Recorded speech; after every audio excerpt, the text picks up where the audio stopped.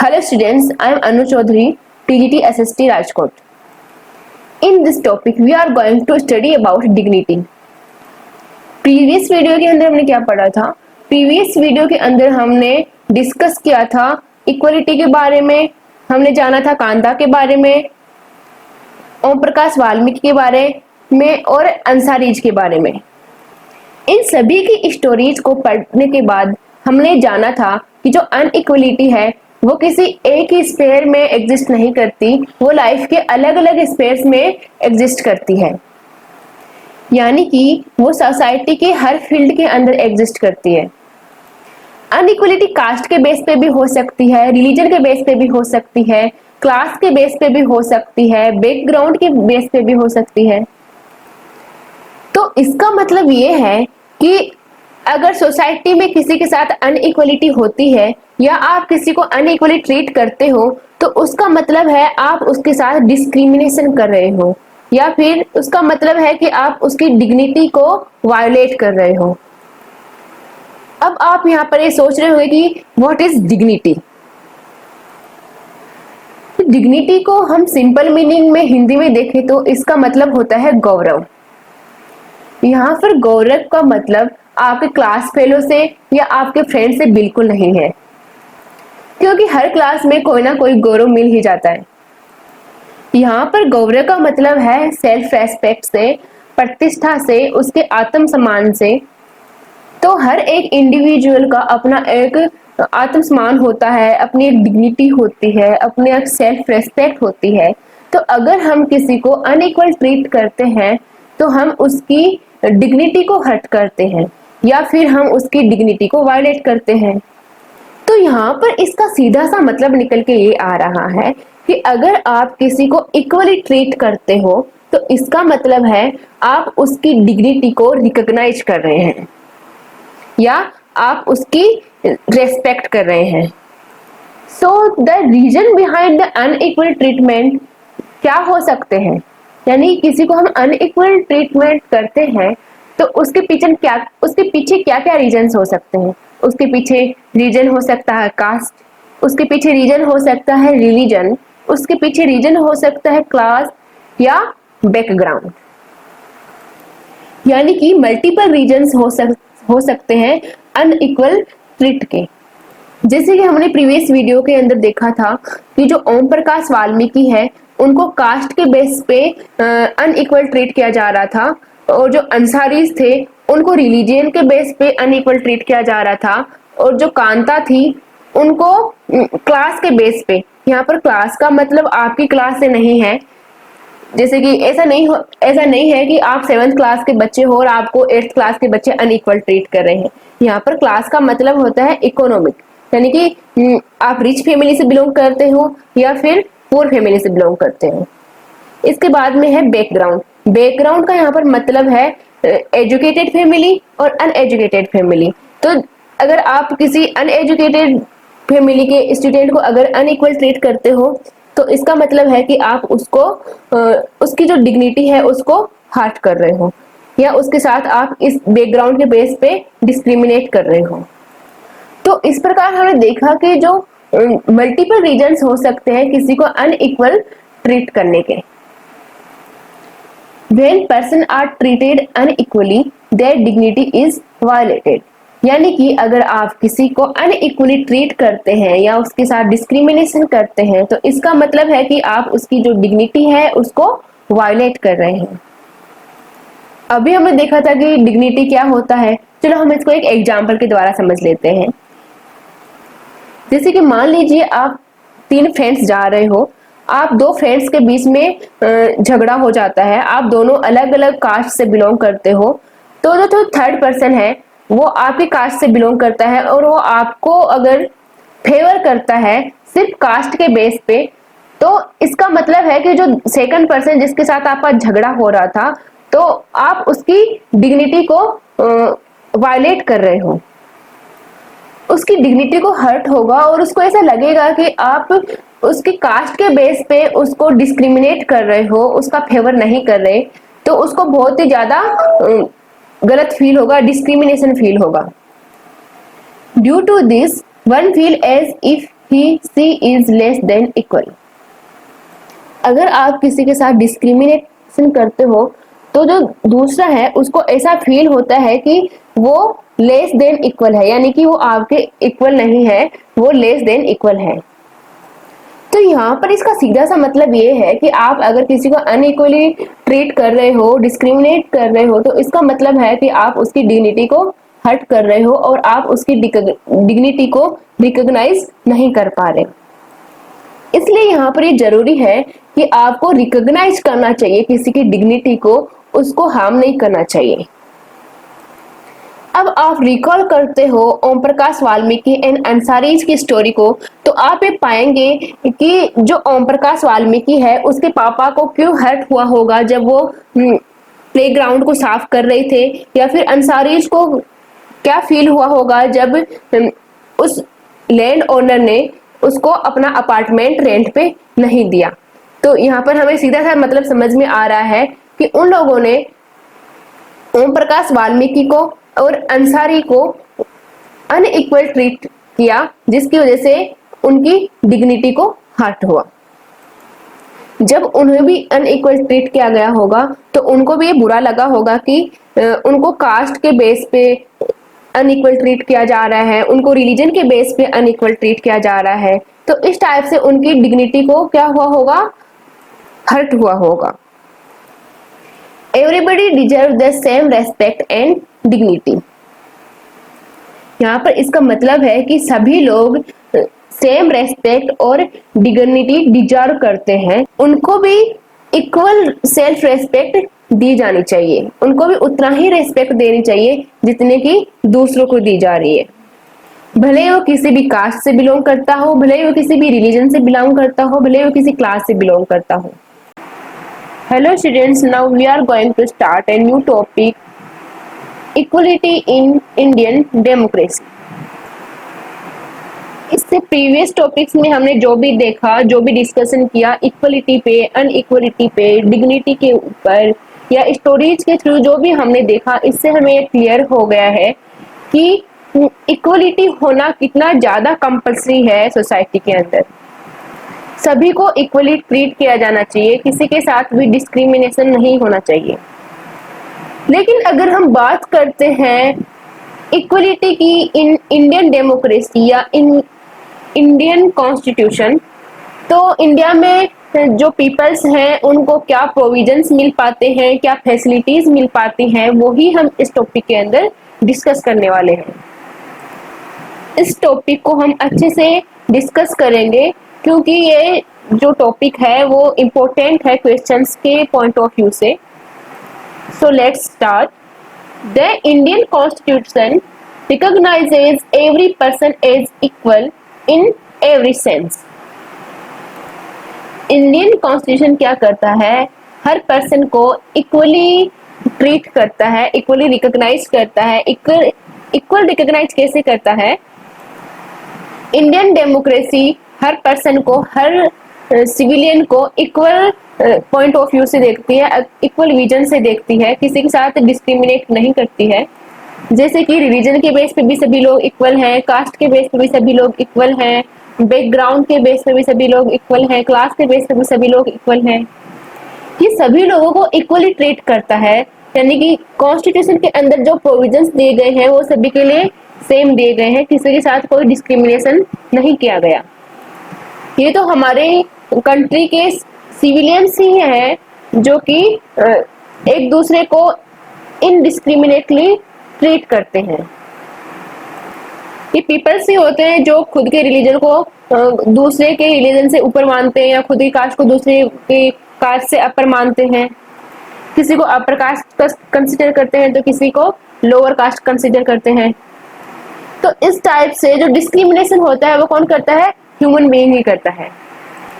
लेकिन जो हमारा इंडियन कॉन्स्टिट्यूशन है वो सभी पीपल्स को, सभी पर्सन को इक्वली रिकॉग्नाइज करता है, वो किसी के साथ डिस्क्रिमिनेशन नहीं करता। इन एवरी सेंस का मतलब है यहाँ पर ना ही कास्ट के बेस पे, ना ही रिलीजन के बेस पे, ना ही क्लास के बेस पे वो किसी से डिस्क्रिमिनेशन करता है। Means equality of all persons is recognised in democratic India, यानी कि जो डेमोक्रेटिक इंडिया है उसने सभी पीपल्स की इक्वलिटी को रिकॉग्नाइज किया है, यानी कि सभी की डिग्निटी को रिकॉग्नाइज किया है। Whereas earlier there was no law existed to protect people from discrimination and ill treatment. ये तो इंडियन कॉन्स्टिट्यूशन ने सभी को इक्वली ट्रीट किया है, इक्वली रिकॉग्नाइज किया है, लेकिन इंडियन कॉन्स्टिट्यूशन हमारी कंट्री में कब आया, यानी कि कॉन्स्टिट्यूशन हमारी कंट्री में कब आया? 1950 में। इससे पहले तो कोई लॉ नहीं हुआ करता था, इससे पहले कोई लॉ एग्जिस्ट नहीं करता था। तो लोग क्या करते थे? एक दूसरे को डिस्क्रिमिनेट करते थे, एक दूसरे के साथ इल ट्रीटमेंट करते थे।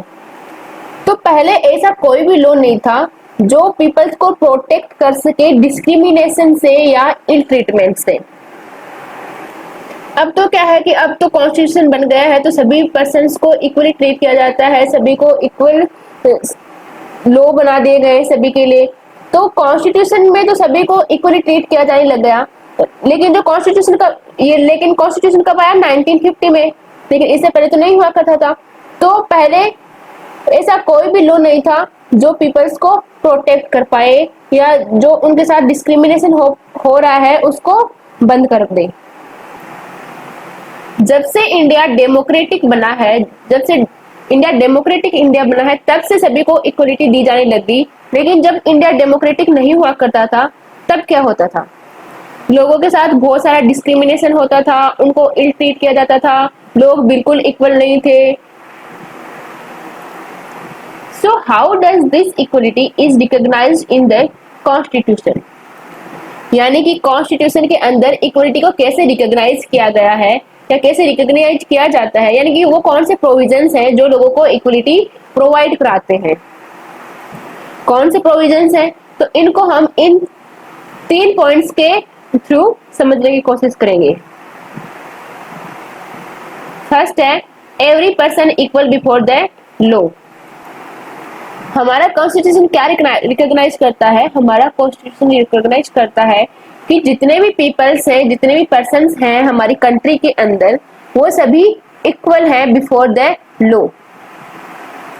इक्वल बिफोर द लॉ का क्या मतलब है? इक्वल बिफोर द लॉ का मतलब है, लॉ तो आप जानते ही होंगे, लॉ मीन्स कानून।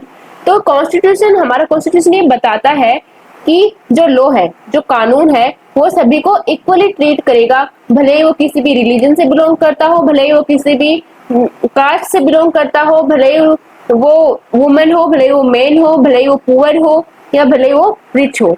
तो कानून के सामने सभी लोग इक्वल माने जाएंगे, कानून किसी के साथ भी डिस्क्रिमिनेशन नहीं करेगा।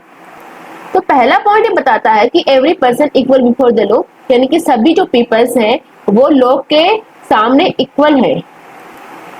Second is no person can be discriminated on the basis of religion, race, caste, place of birth और जेंडर।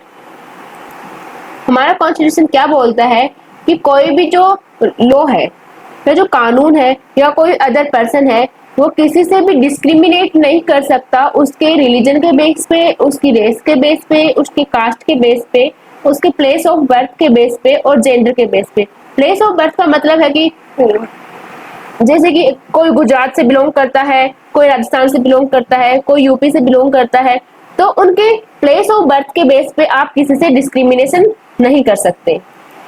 इसके बाद नेक्स्ट पॉइंट है every person should have an equal access to all public place. इसका क्या मतलब है?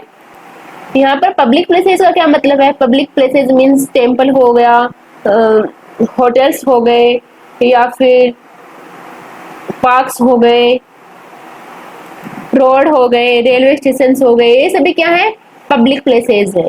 तो आपको यहाँ पर जाने से कोई भी नहीं रोक सकता क्योंकि सभी को equal access to all public places, यानी कि सभी जो पर्सन हैं उनको इक्वल राइट है इन प्लेसेस को एक्सेस करने का, यानी कि इन प्लेसेस पर जाने का सभी लोगों को इक्वल राइट्स हैं, आपको वहां पर जाने से कोई भी रोक नहीं सकता।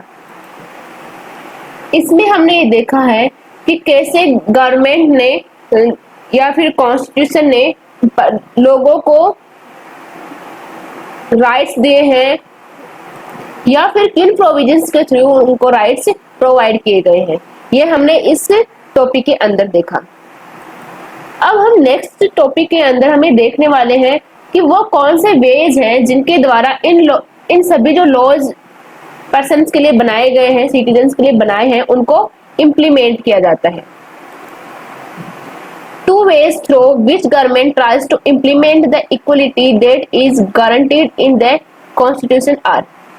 वो 3 पॉइंट देखे थे हम, जिसमें हमने देखा था कि कॉन्स्टिट्यूशन ने कुछ प्रोविजंस के थ्रू लोगों को राइट्स प्रोवाइड किए हैं, इक्वलिटी ग्रांट की है।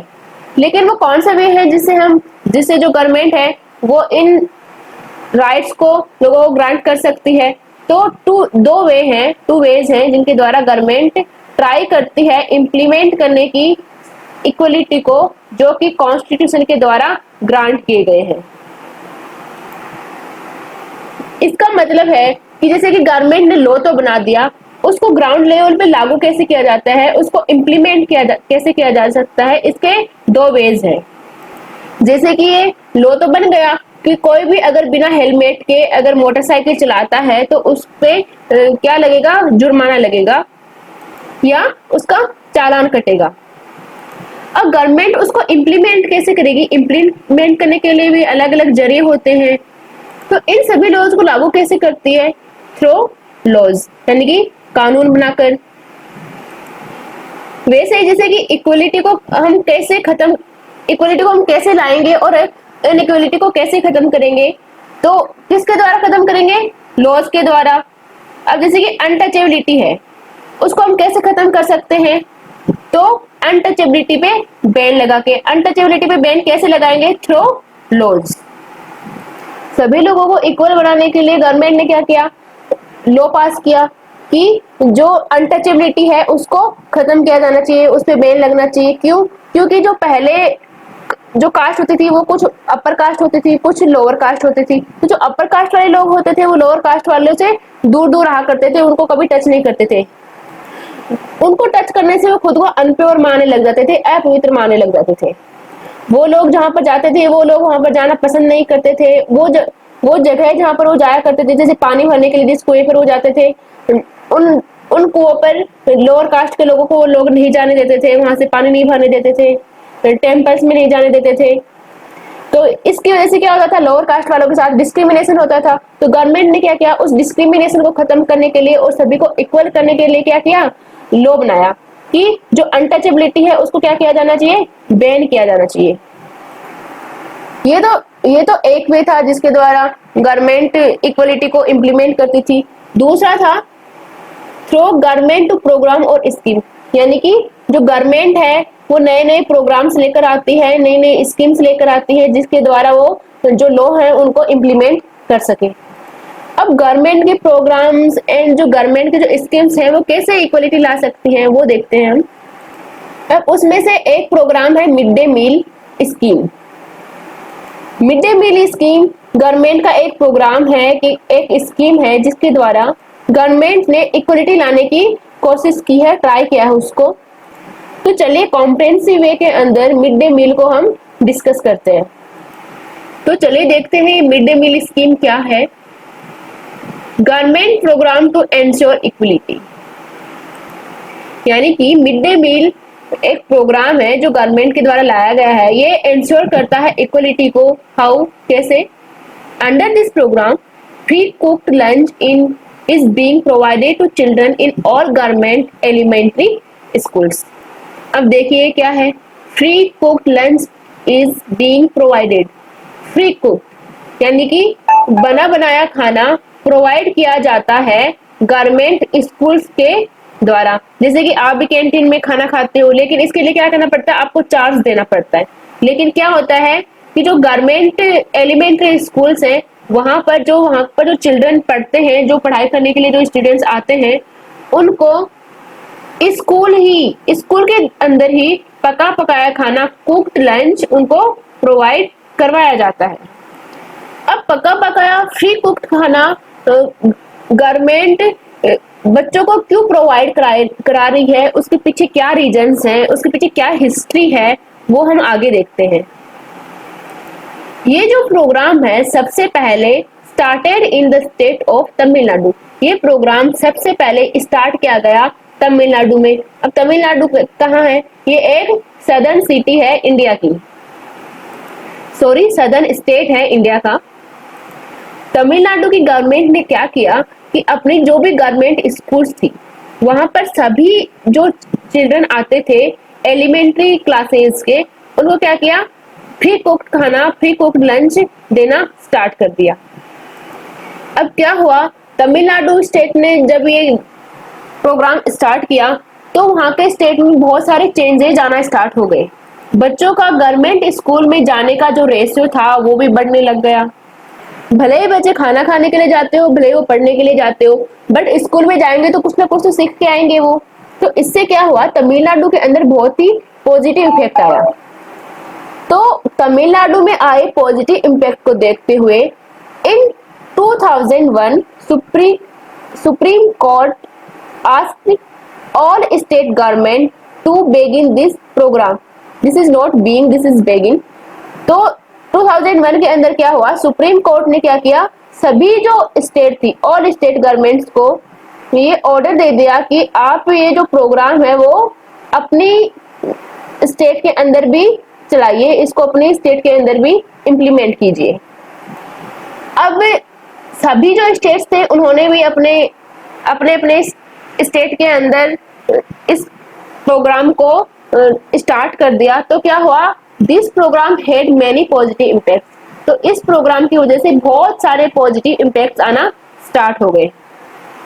अब वो कौन से पॉजिटिव इम्पैक्ट्स थे जो इस प्रोग्राम को लॉन्च करने के बाद से आना स्टार्ट हो गए अलग अलग स्टेट्स में, वो हम देखेंगे इसके अंदर। Positive impact of mid day meal scheme. इन पॉइंट्स के द्वारा हम ये भी देखेंगे कि कैसे इस प्रोग्राम के द्वारा इक्वलिटी को इंश्योर किया गया। सो आई होप ये प्रोग्राम क्या है, इस प्रोग्राम की हिस्ट्री क्या है और ये सभी स्टेट्स के अंदर कैसे लॉन्च हुआ, क्यों लॉन्च हुआ, ये आप सभी को समझ आ चुका है। तो हम आगे देखते हैं positive impact of mid day meal scheme, यानी कि इस मिड डे मील स्कीम को लॉन्च करने के बाद में स्टेट्स के अंदर क्या पॉजिटिव इम्पैक्ट्स आए वो हम देखेंगे। First is many poor children have enrolling and started attending school regularly. मतलब बहुत सारे गरीब बच्चे स्कूल में एनरोल होना स्टार्ट हो गए। एनरोल होने का मतलब उन्होंने अपना नाम वगैरह लिखा दिया, वहां पर प्रेजेंट होने लग गए और जो स्कूल है उनको अटेंड करने लग गए रेगुलरली। अब कैसे वो स्कूल के अंदर अटेंड होने लग गए, कैसे उन्होंने एनरोल करा लिया? क्यों, जो पढ़ाई होती है वो क्या होता है, एक सेकेंडरी होता है, लेकिन जो खाना होता है वो क्या है, प्राइमरी नेसेसिटी होता है।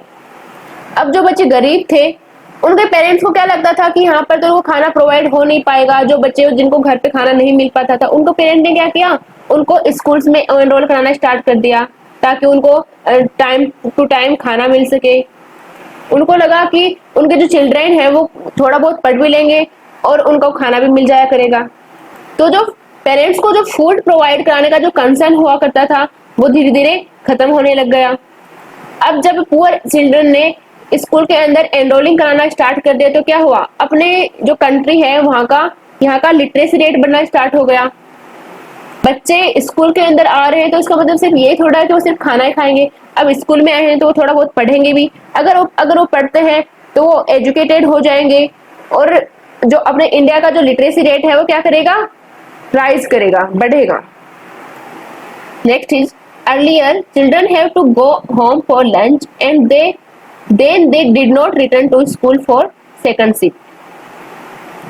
इसके बाद क्या हुआ कि बच्चे लंच करने से पहले तो स्कूल में चले जाते थे, लेकिन जब मिड होता था, जब उनकी इंटरवल होती थी तो बच्चे क्या करते थे, वो अपने घर चले जाते थे और वो सेकंड शिफ्ट में वापस स्कूल में नहीं आते थे। अब पहले क्या होता था, जब लंच होता था तो बच्चे लंच करने के लिए अपने घर पे चले जाते थे, लेकिन अब क्या हुआ, अब लंच तो स्कूल के अंदर ही मिलने लग गया है। तो लंच तो स्कूल में मिलने लग गया तो बच्चे क्या करते थे, अब सेकंड शिफ्ट में स्कूल घर पे नहीं रुका करते थे, वो अब स्कूल में ही लंच मिल रहा है तो हाँ वो लंच स्कूल में ही करते थे और उसके बाद में जो सेकंड शिफ्ट होती थी उसको भी अटेंड करते थे। तो उससे क्या हुआ, but now attendance has improved. तो क्या हुआ, अब बच्चे स्कूल में ही रुकने लग गए, तो जो बच्चों का जो अटेंडेंस है स्कूल के अंदर वो क्या करने लग गई, इंप्रूव करने लग गई। अब मिड डे मील के और क्या पॉजिटिव इम्पैक्ट्स हैं वो भी हम देख लेते हैं। So third is earlier their mothers had to interrupt their work to feed their children. Now mothers could do their work in continually. अब पहले क्या होता था, बच्चों को लंच कराने के लिए जो मदर्स होती थी उनको इंटरप्ट करना पड़ता था उनके वर्क को, ताकि वो अपने बच्चों को खाना खिला सके। तो क्या हुआ, लंच तो उनको स्कूल में ही मिलने लग गया, लंच तो उनको गवर्नमेंट स्कूल्स प्रोवाइड कर रही हैं। तो अब क्या करती हैं, जो मदर्स थी वो अब अपना वर्क कंटिन्यूअसली रख पाती थी। जैसे कि हम देखते हैं कि बहुत सारे वुमेन्स होती हैं जो डोमेस्टिक वर्कर होती हैं, या फिर वो और कहीं पे वर्क करती हैं क्योंकि वो पुअर फैमिली से बिलोंग करती हैं। बहुत सारी वुमेन्स ऐसी होती है जो कंस्ट्रक्शन साइट पे काम करती हैं।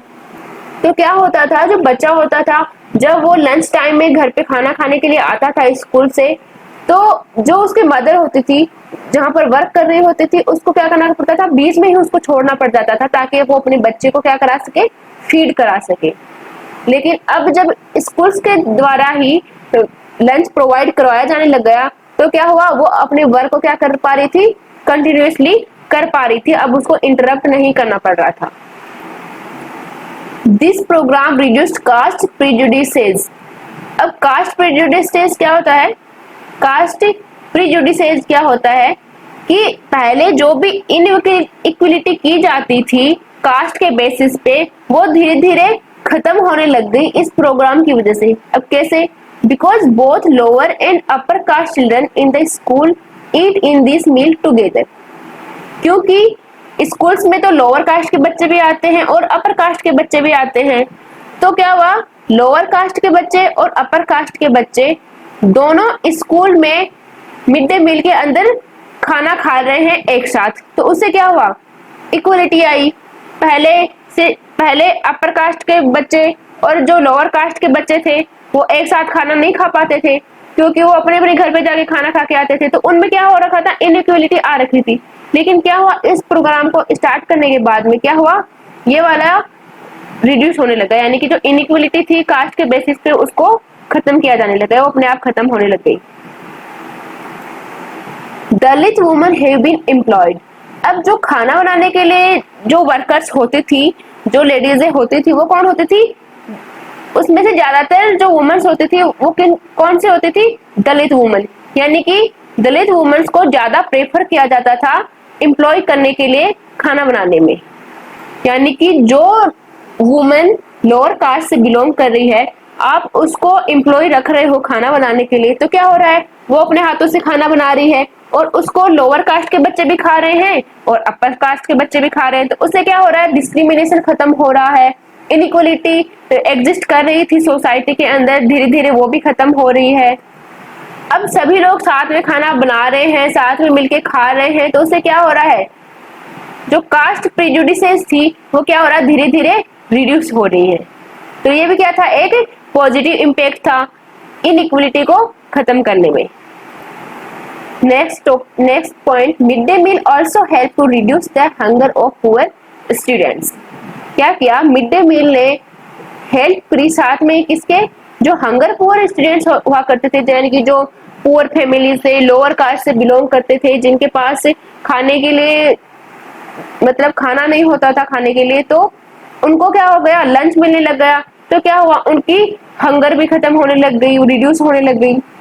अब जो बच्चे पुअर फैमिली से बिलोंग करते थे, जो मतलब जिनको खाना नहीं मिल पाता था, वो बच्चे पढ़ेंगे कहाँ से। अब वो बच्चे जिनको खाना मिल रहा है, तो क्या हुआ, अब भरे पेट अच्छे से वो पढ़ाई कर सकते हैं। तो इससे क्या हुआ, उनकी एजुकेशन इंप्रूव होने लग गई और धीरे धीरे क्या हुआ, इंडिया की जो लिटरेसी रेट थी वो भी बढ़ने लग गई। तो इस टाइप से हमने देखा, इन पॉइंट्स में हमने देखा कि किस तरह से जो मिड डे मील स्कीम ने इम्पोर्टेंट रोल प्ले किया इंक्रीजिंग इक्वलिटी, यानी कि इक्वलिटी को बढ़ाने में किस टाइप से मिड डे मील ने अपना रोल प्ले किया और कैसे धीरे धीरे इनइक्वलिटी को खत्म किया। But still there are many challenges to equality, लेकिन अभी भी बहुत सारे चैलेंजेस हैं इक्वलिटी को खत्म करने के। Between the school attended by rich and poor children respectively. यानी कि अभी भी कुछ चैलेंजेज हैं जो कि इक्वलिटी को खत्म करने के अंदर प्रॉब्लम क्रिएट कर रहे हैं।